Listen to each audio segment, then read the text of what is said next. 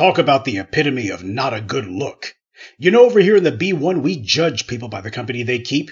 And this is who Ice Cube's been palling around with lately. Now, of course, like most of you, I try to make sure that I don't jump to conclusions and that I make sure that we dig beneath the surface, because that's what thinking people are supposed to do.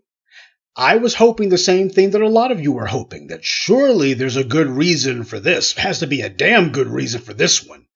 But we all had the same sinking feeling when we saw this, because we know the difference between a black person who's making an unconventional maneuver and a Negro who's trying to audition for a job or some other type of crumbs from white power's table. We've seen this kind of thing go down enough times where by now we pretty much know the drill. And you guys know that as much as I hate talking about celebrities or pop culture or any of that nonsense, it had to be something significant if I decided that I was going to weigh in on it. Now, let's get the obvious part out of the way. We've been talking almost all day now. You haven't mentioned race a single time. We've mentioned economics, rich and poor, a number of times. Do you think that we overplay the role of racial conflict in American life? Yes. I think race, it takes up too much space.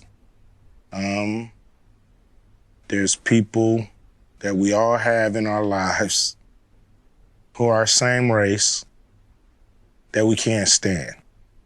And there's people in our lives from other races that we get along with way better. So it's not about race. It's not about color and gender and this and that. It's about who do you connect with? You know, who do you vibrate with? You know what I mean? Who's on the same wavelength? Who wants to be the same kind of person? Who wants to do the right thing when you want to do the right thing? That's who you connect with. So I think a lot of people make a lot of money off of the racists fighting against each other and bickering. And they the ones who push it in our face all the time that we're separate. And does feel like there's more of that, doesn't there? Yeah, it seems like it's like you're stuck in a bad movie and you can't get out. Like you can't find the exit and it continues to play on the screen and you're just running around looking for the exit, and this bad movie continues to just haunt you day by day by day by day. You know, that's what we're caught in.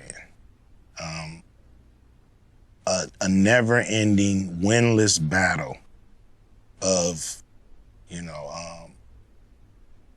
of race and color, and we're worried about, you know, where you from, and, you know, hip-hop. What's great about hip-hop, like, it was a saying in hip-hop, early hip-hop. I think Rakim coined this phrase, you know, it ain't where you from, it's where you at.